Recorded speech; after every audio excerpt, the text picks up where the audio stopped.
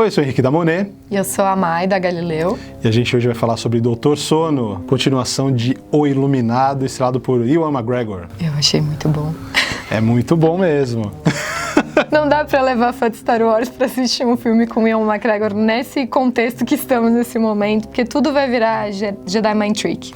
Obi-Wan saindo do Overlook Hotel. Mas se vocês tiverem dúvidas, ele tá com uma caracterização muito boa pra fazer o Obi-Wan daqui pra frente. No começo você tem uma menção honrosa ao universo Star Wars. Ewan McGregor, ele faz o Danny, que é o filho do Jack, que era o Jack Nicholson, em O Iluminado, lá em 1980. E ele sobreviveu a todo esse trauma do pai querendo matar ele e a mãe, só que sobreviveu da pior maneira possível, reprisando o pior problema do pai, que era o alcoolismo, né? Ele tem o poder dele de O Iluminado, que é uma coisa meio mediúnica, né? Sim, que é uma coisa que não se fala muito no filme do Iluminado do Kubrick, tipo, pra mim acho que foi uma surpresa quando a gente começou a assistir, porque eu não li o livro do Doutor Sono, e aí quando eu descobri que o Shining, na verdade, era esse poder mediúnico do Danny, eu já fiquei, o que tá acontecendo? Pera, o que não me contaram no meio dos dois filmes? Pois é, e acontece isso, o Danny, ele tá entregue à bebida, tá tentando se reerguer, ao mesmo tempo você percebe que o dom dele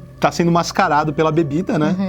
E ele, nessa vontade de se reerguer, de recomeçar a vida, ele começa também a rever essa mediunidade dele, esse sexto sentido. A primeira parte do filme, ela foca bastante na gente entender o que aconteceu com ele depois que eles saíram do hotel, né? Aí eles mostram um pouco desse passado com a mãe, em alguns flashbacks que não são flashbacks do Iluminado. Algumas cenas que a gente viu no trailer davam a entender que a gente ia ver cenas do Iluminado no filme, na verdade são flashbacks refeitos. Não sei se essa é a melhor forma de explicar. Remake de flashback. Remake de flashback, é um novo termo. E aí eles mostram como ele tava, onde ele foi viver com a mãe, aí eles começam a dar mais essas pontuações do que é o Shining em torno dele. E aí a gente entende por que ele cedeu ao álcool e às drogas, porque ele teve uma infância muito perturbada depois dos eventos do Overlock. Quando ele começa a recobrar essa mediunidade, ele começa a manter contato com uma menina que ele não sabe de onde bem é, e ele começa a ter conversas com ela. Ao mesmo tempo, você vê isso desde o início do filme, você vê a crescente de um grupo chamado Nó, que vive do vapor dessa mediunidade deles, que é uma alma, um vaporzinho que sai da boca deles. E isso dá juventude e vitalidade para esse grupo. É um vampirismo de energia, Exatamente. gente. Vamos aqui trazer Sense Márcia, falar de espiritismo com vocês, porque esse é o paralelo do filme. Sabe aquele vaporzinho, os caras vão lá, pá.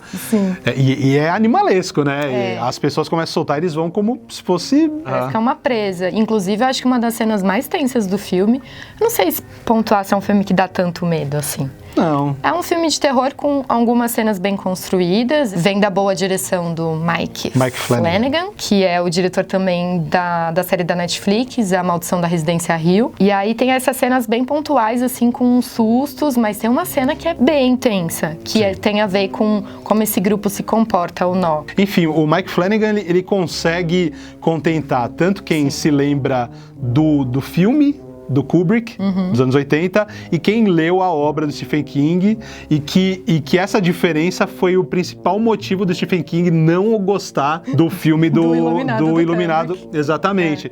Então, o Mike Flanagan, ele é muito malandro nesse filme nesse sentido. Ele respeita o visual e um pouco da mitologia do Kubrick, queira ou não, ele adaptou da sua maneira a história, mas também ele traz os elementos que faltaram no filme do Kubrick, do Stephen King, e insere nessa história. O filme não é uma adaptação literal do livro, ele deixa coisas bem mais simples também, porque ele gasta muito tempo mostrando o que aconteceu com o Danny.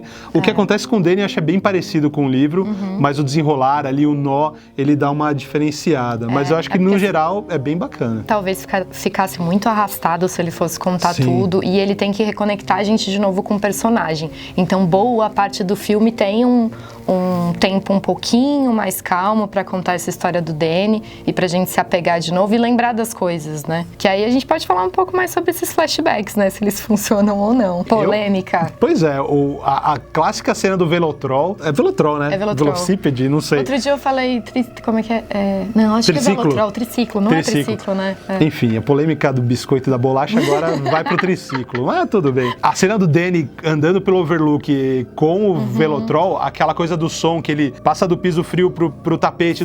Aquilo é muito legal, que ele pontua quase que uma marcha ali, né? E ele andando pelos corredores ali, ele é reproduzido. É uma fielmente, reprodução né? Muito fiel. Eu acho que eles só pecam quando eles mostram o rosto dos personagens. E eles mostram.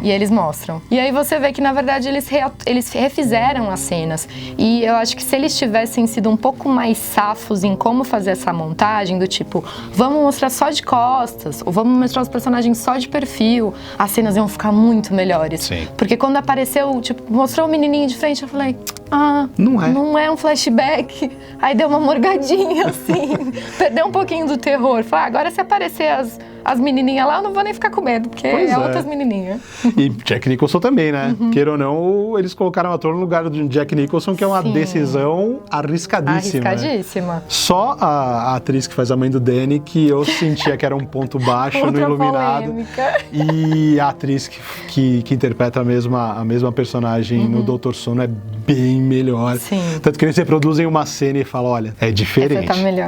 Enfim, é uma boa continuação, com doses de remake. Sim. E que não dá susto, mas te prega ali pelo suspense, acho bem bacana. E tem umas homenagens legais, eu acho que até em como eles editaram o som, tem umas horas assim que a trilha sonora é muito parecida com Kubrick.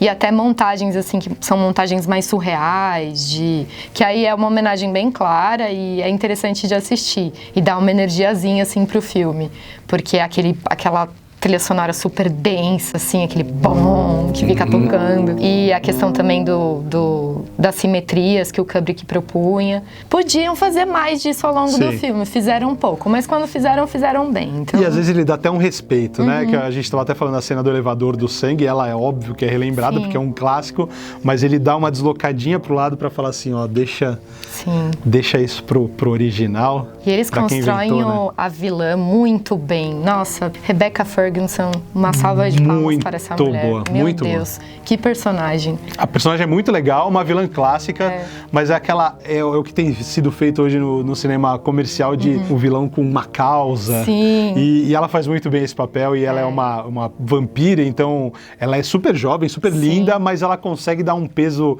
de idade ali que não tá visível, mas que existe, né? Isso e eles têm um trio muito bom, né? Porque quando a atuação fica girando em torno dela, do Obi-Wan, fica girando dela, do Danny e da garota que aparece no trailer. O diálogo entre eles é muito rico e você fica com muita vontade de assistir mais. É bem interessante. Esse não dá pra falar que tem pontos baixos de atuação, porque todos os atores são muito bons. Os atores são muito bem.